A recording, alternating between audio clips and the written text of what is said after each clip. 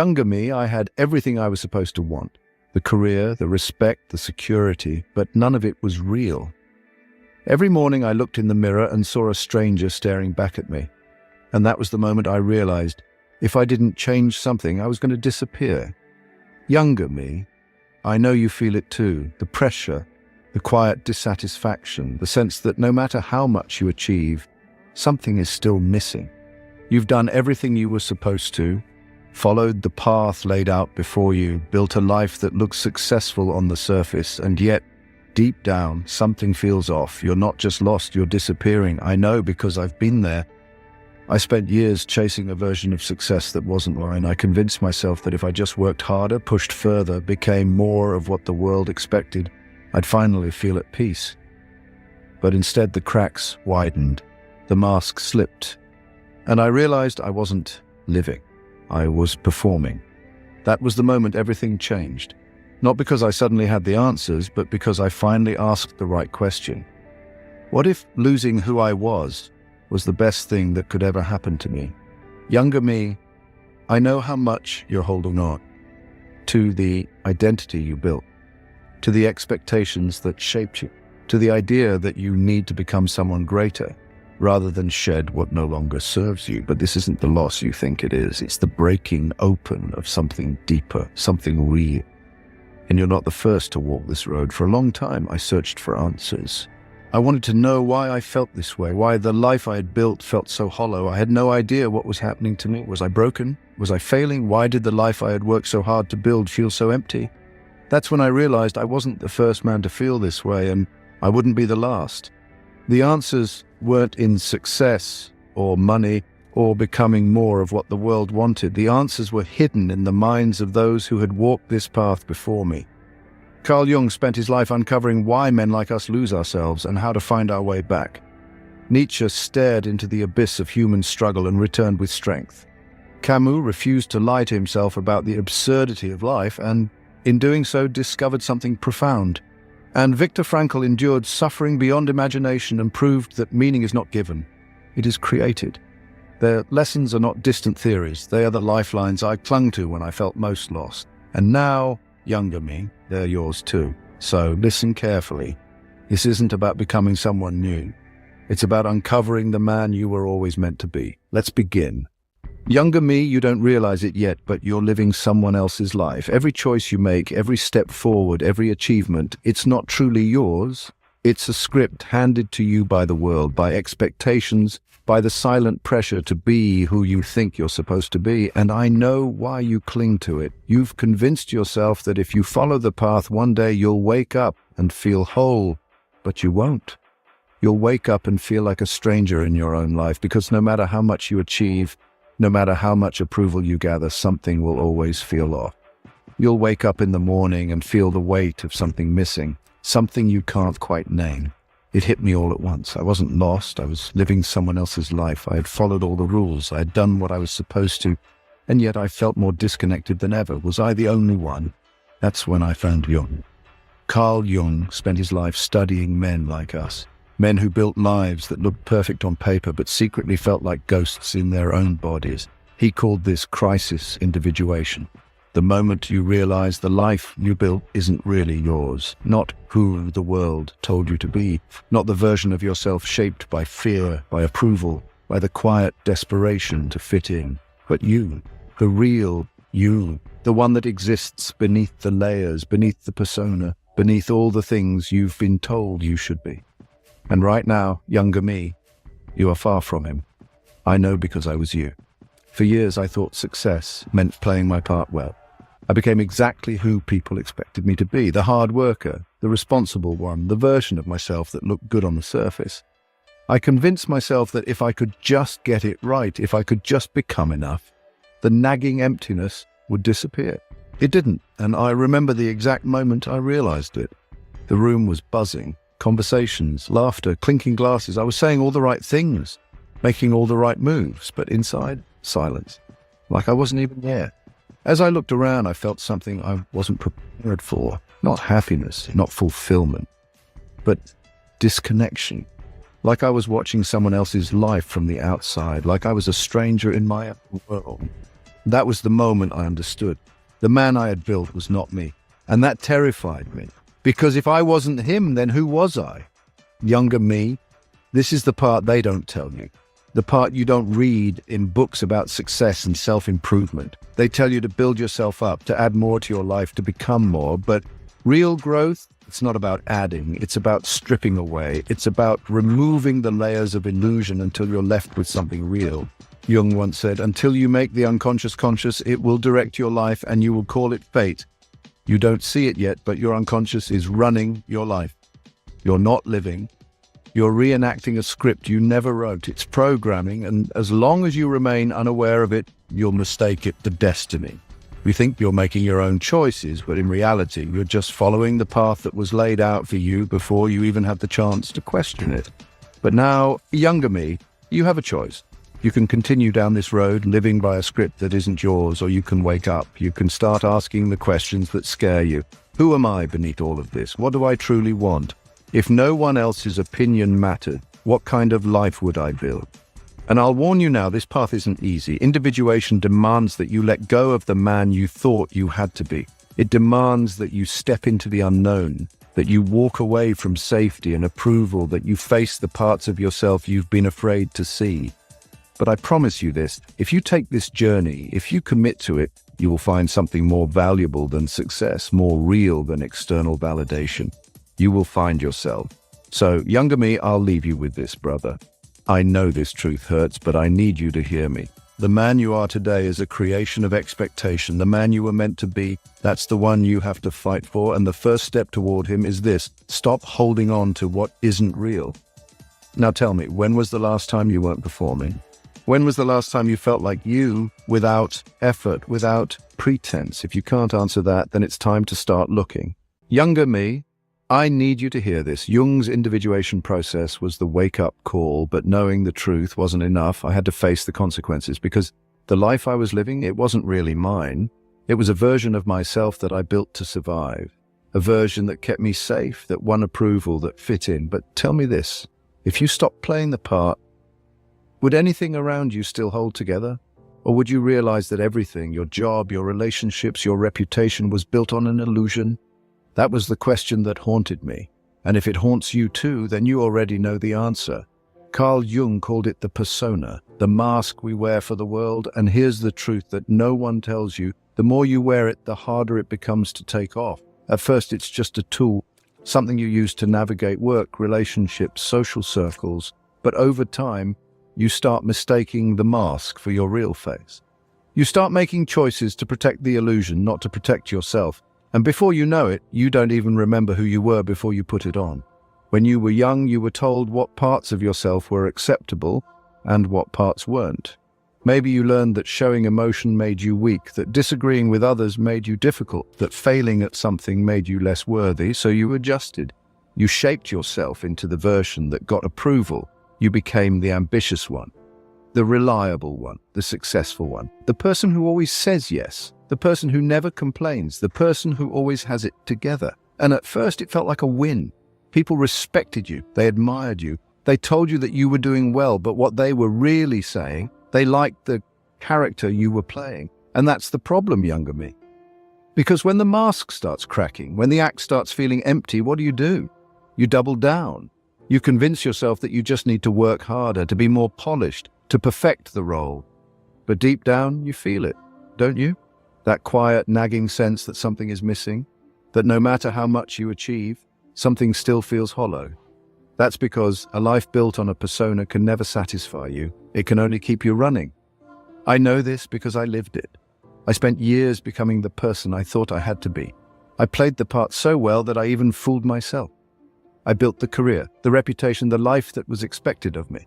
And I told myself that if I just kept succeeding, if I just kept proving myself, the feeling of emptiness would go away. And then, one day it happened. I was standing in a room full of people who liked me, people who respected me. I was making them laugh, saying all the right things, playing my role perfectly. And then, in the middle of a conversation, the thought hit me like a hammer. If I stopped pretending, would any of these people still be here? That moment changed everything because I realized something terrifying. I'd spent my whole life trying to be someone that the world would accept. But in doing that, I had never stopped to ask if I accepted myself. Younger me, tell me this. When was the last time you did something just because it felt real? Not because it looked good, not because it made someone else happy, not because it kept things smooth and easy, but because it was something that mattered to you.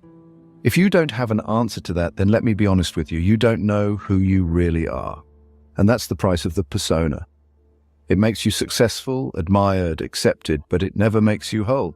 Jung once said the persona is that which in reality one is not, but which oneself as well as others think one is. That's the trap, younger me. The world doesn't ask you to be yourself, it asks you to be useful, to be agreeable, to be whatever is most convenient for the people around you. And if you're not careful, you start making every decision based on what keeps the act going. You take the job you don't really want. You stay in the relationship that no longer feels right. You silence yourself when you should be speaking up. And little by little, your real self gets buried beneath the version of you that other people find comfortable. The most dangerous thing about wearing a mask isn't that the world won't recognize you. It's that one day you won't recognize yourself. I know what you're thinking. If you let go of this mask, if you stop playing the role, who will you be? What happens when you strip away all the layers you build? What if there's nothing underneath? That fear is what keeps you stuck. That fear is why so many men never break free, because at least the persona gives you certainty. At least it makes life predictable. At least it keeps you from being rejected. But let me tell you something, younger me. It is better to be rejected for who you are than to be loved for who you're not. And if you don't learn that now, you'll wake up 10 years from now in the same place, trapped in a life that doesn't feel like yours, wondering if it's too late to change. This is the choice in front of you. You can keep the mask. You can keep the life that looks good on paper, the approval, the comfort of knowing that everyone around you sees what they want to see. Or you can start over. You can begin the terrifying process of figuring out who you really are when no one is watching. And let me be clear, choosing the second option, it will cost you. You will lose people. You will face resistance. There will be moments when you wonder if it was all a mistake. But let me tell you something that took me years to understand. The real you is worth the risk. Because the only thing worse than losing people is losing yourself. Younger me, it's time to ask yourself a question you've spent years avoiding. Who would you be if you weren't afraid? Who would you be if you didn't care what anyone thought?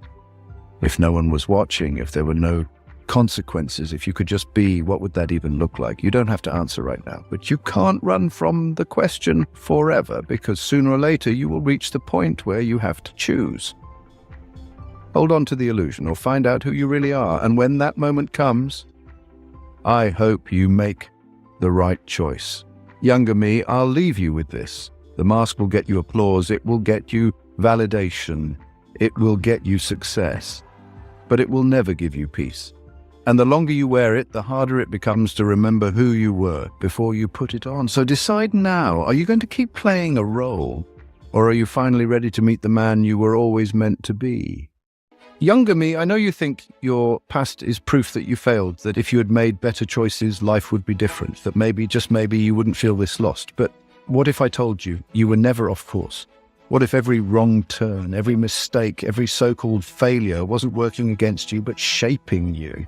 I used to believe that life was a series of random events, that struggles were just obstacles to overcome and move past. I fought against them, resented them, cursed the circumstances that didn't go my way.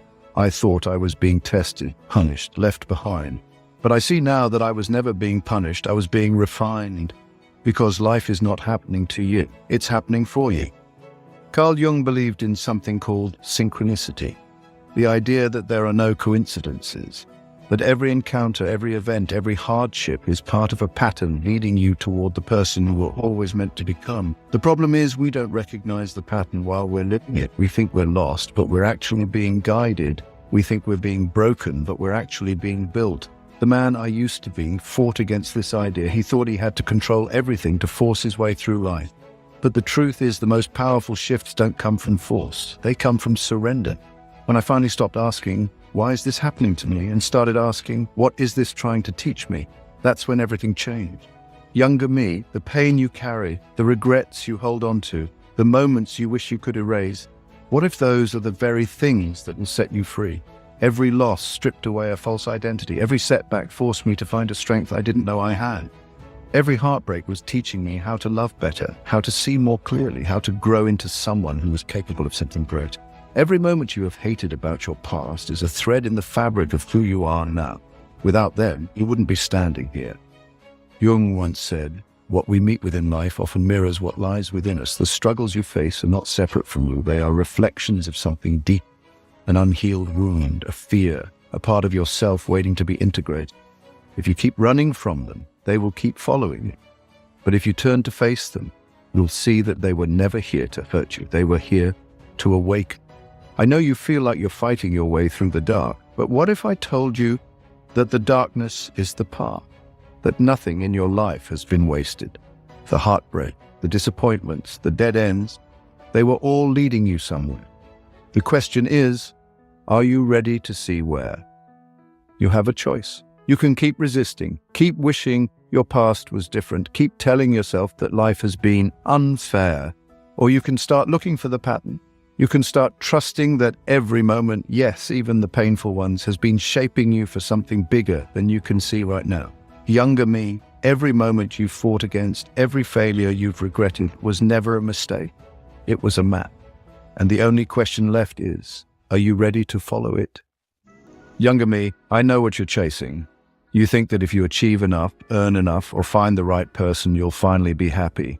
That one day you'll wake up and everything will feel right, that the emptiness, the pressure, the quiet sense that something's missing will just vanish. I thought that too. I spent years believing happiness was just one step ahead, one promotion away, one relationship away, one more victory away.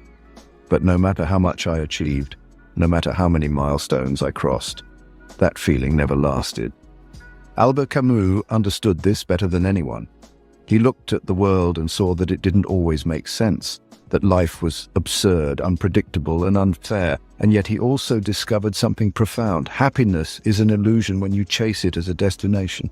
Camus once said, "You will never be happy if you continue to search for what happiness consists of. You will never live if you are looking for the meaning of life." Younger me, you've been searching for happiness as if it's a prize waiting for you at the end of the race. But what if happiness isn't something you find? What if it's something that happens when you stop searching? I know you don't believe that yet, because I didn't either. I kept running, thinking that once I had more money, more recognition, more love, I'd finally feel whole. But every time I reached a goal, the finish line moved. Every time I achieved something, the feeling faded. And the hunger for more only grew. That's when I realized the truth. Happiness was never the goal. Chasing happiness is like chasing the horizon. You'll never catch it. Younger me, think about it. What's the one thing you keep telling yourself will finally make you happy? What if you realize that it never will? The man you used to be believed happiness was the answer. But the man you're becoming knows the truth. Happiness isn't the prize. It's the side effect of a life fully lived. Listen, man, I know you don't want to be here, but the abyss isn't leaving until you face it. There's a part of your mind you've been avoiding. It's the regrets you don't talk about, the rage you can't explain, the memories you wish would disappear. You tell yourself that if you just stay busy enough, work hard enough, keep moving forward, the darkness won't catch up to you. But here's the truth, it's already inside you. And the more you ignore it, the stronger it gets. What if I told you that the thing you fear the most is actually the key to your power? Because the men who become unbreakable are not the ones who avoid the abyss. They are the ones who walk straight into it and come back transformed. There was one man who understood this better than anyone. Friedrich Nietzsche wasn't just a philosopher, he was a warrior of the mind. He didn't live in ivory towers, he lived inside his own darkness, wrestling with suffering, rejection, and isolation. He stared into the abyss of human nature, and instead of running, he came back stronger. Nietzsche believed that the only way to become powerful is to confront what you fear the most.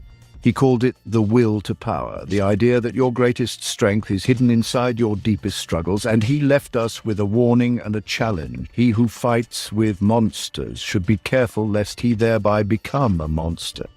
And if you gaze long into an abyss, the abyss also gazes into you. I know what you're thinking. What if the abyss swallows me? But what if that's where your strength is waiting? The parts of yourself you've avoided, your anger, your fear, your failures are already shaping your life. The more you push them down, the more they control you. But there's another way. Instead of suppressing them, learn from them. Face the darkness and it will stop chasing you. Younger me, at first, I thought I could avoid it. If I just kept moving, if I kept achieving, kept proving myself, maybe I'd never have to face it. I was wrong, because the parts of yourself you're most afraid to face, they're already running your life. Your fears, they already make your decisions for you. Your anger, it leaks out in ways you don't even realize. Your guilt, it keeps you from stepping into the man you were meant to be, and as long as you keep running, you will never be free. Nietzsche warned, if you gaze long into an abyss, the abyss also gazes. But what if the abyss wasn't here to destroy you? What if it was here to show you the truth? There was a night when I was so tired of fighting myself that I almost gave up. I was lying in bed, staring at the ceiling, drowning in my own thoughts. I had spent my whole life chasing success, approval, control. I had convinced myself that if I just kept pushing, I'd outrun the demons. But they were already inside me. And that night, something broke. I stopped running. I let the darkness hit me like a wave. I let myself feel every failure, every disappointment, every buried regret.